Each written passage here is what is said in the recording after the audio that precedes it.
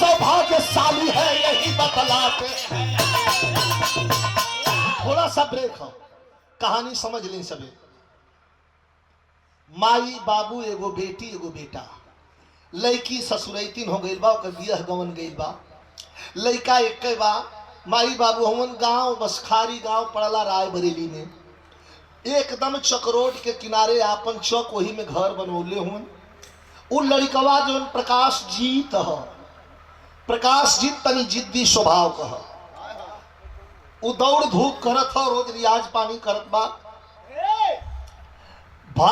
अगर ड्यूटी करब कहीं सर्विस करब नौकरी करब तो खाली फौज का करब, दूसरा नौकरी ना करब।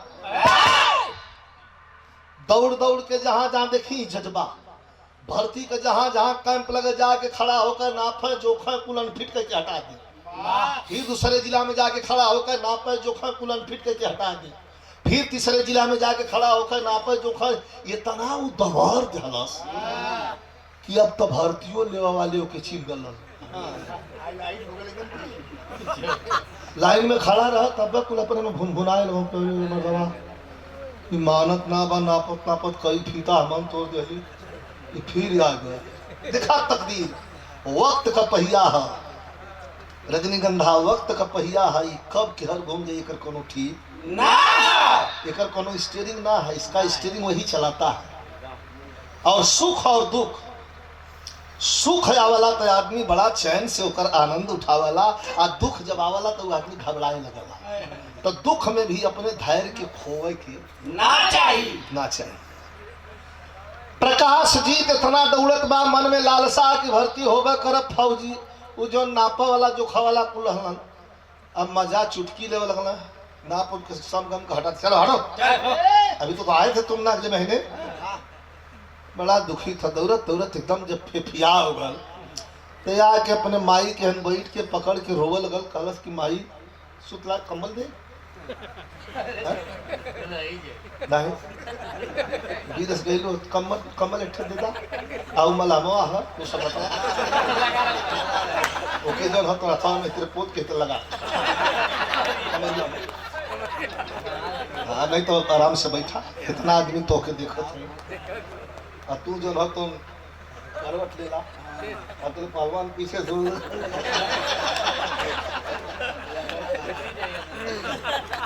भाई बहुत में खेला कहानी आवत है आनंद ला तो माई के अपने आंचल पकड़ के प्रकाश जीत रोवे लगला। कहला माई लगत है कि ससुरा वाला किरिए खा ले हूँ कोई हम भर्ती ना ली है माई। माइयो चार धार रोनी का करा, अब बुढ़ऊ सुनगत बाना, लड़का के बाबू गुसियात बाना, गरियावत हुआ कि एक्का लकड़ी आई बसाड़ी काई फौजी वासल हरे तू चार ठे रहता तो कोनो बात ना मत जाओ। खड़ा भल कहे बाबू बात बिगड़ जाई, तो हरिया शराब से हम ना होती भर्ती, रोज बतावा तू कुभा खा काढ़ाला, एक दिन तक अब वही देखा कैसे आग में घी कैसे पड़ाला। अब वही बतियौता हो बाप बेटा तो ले आगल के लड़का का मम्मा, नाम उनकर है चतुरी। इतना चतुर हुआ कि कौने काम से पहले आल हुआ आप लोग के बता दी, वो बुढ़ऊ के ना पता है, घर में क्योंकि ना पता है ये कौने काम से आल हुआ। भैनवा सयान जवान हो गल है, कर बियाह कहीं अगुवाई करा के करवा दे तो तेरे हमार पानी बढ़ जाए। अब गईला तो जाई द्वारे पे पहुंचते जाके, अब बुढ़ऊ से सार बहनोई में तुमको पटती ना है। अब जाके अपने बहनिया से पूछना का रे बहनिया कैसा रोवत है, बुढ़ऊ हौदी में से हाथ निकलना कहना रोवत है तो चुप करा देवा का।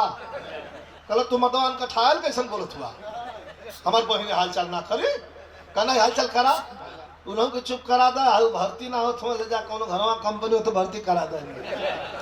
अब बड़ा गर्मा गर्मी भइल, बूढ़ो भी आंसू पोछ के बिगड़ गई कि जब हमारे भैया के दिखाला, जब हमारे भैया के दिखाला तब लगे तो हाथ दे सुन गए का तो हाथ सुन गला, हम नाम ना खोल के बताई कहता कल बहन देखे में कुल गलती बहनो ही कहा। बूढ़ऊ निकाल के हाथ खड़ा भेगा कहला करे साले दौरी न पाई ई जो खाई ई पास होई ई फेल होई ई एमे हमार कौन गलती है? कह तोहार गलती ई है कि एकर बियाह करा। देखा कितना भगौले है। बानत कहा कि एकर बियाह करा तो कहना कि बियाह से भारती से का लेना देना है? तब पढ़ा लिखा आदमी ना हुआ, पुराना आदमी कल भारती से का लेना देना है बियाह से? कह हाँ अब वही अकेले तकदीर कर लड़त अकेले वही लड़त और जब बिहवा कदमा में हरुआ आ जाई तो दुकेल हो जाई तो तू तकदीर जब संगे लड़ी तो धड़ाम दे जाके खुल जाई। बुढ़ऊ कहला कि अच्छा ठीक बात कौनो यहाँ अगर भाई बिरादत हो ही जाई तो वह तो सुने के फेरे रहे।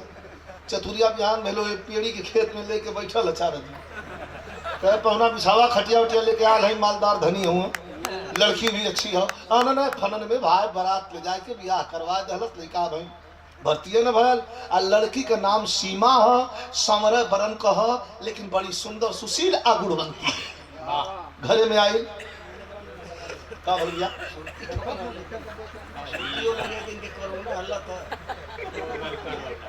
नहीं जानता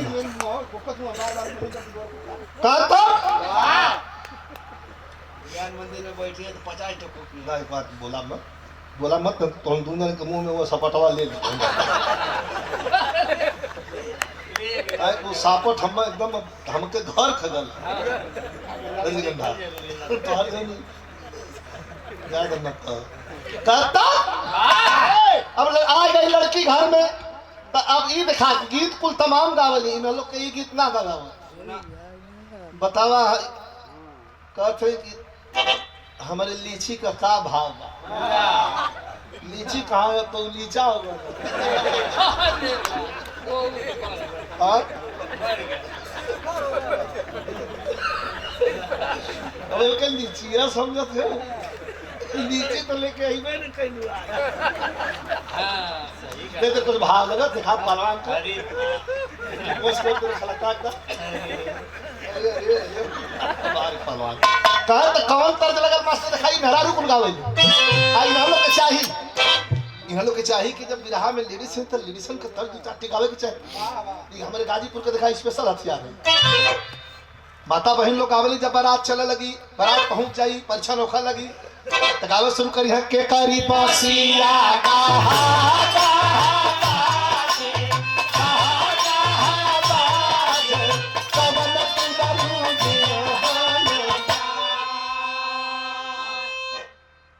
कभी तो उनका हालत खराब छुट्टी गई ना खोई छाछ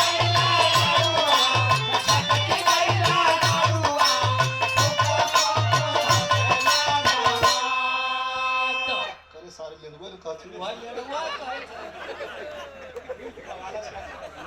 बगल में सयान लेके बैठे और कुछ मत अच्छा मेरा भी कितनों करी आ गया क्यों बुरा ना मान दूसरा से चुरुक्का बैठल नहीं है तो कहे देखिए फलानो बगलिया मतलब गलवावे खाती आ तो बदल दिया छिनरी नानू नरे छिनरी का याद डोलेला छिनरी का पाछ डोलेला छिनरी का हाउ होटो ले ले ओ यो का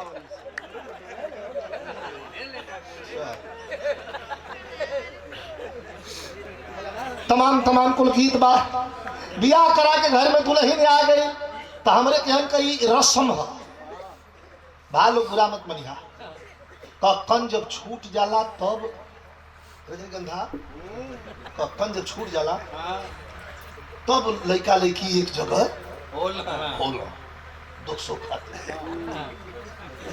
दुख का बाप में कुल सुख है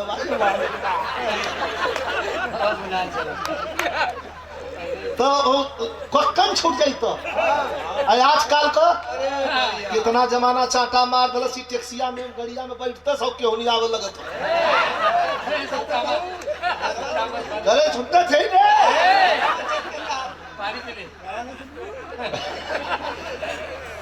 कक्कन छूटा लगी लगी बदल जाई कि आजू सुहा लागे कीर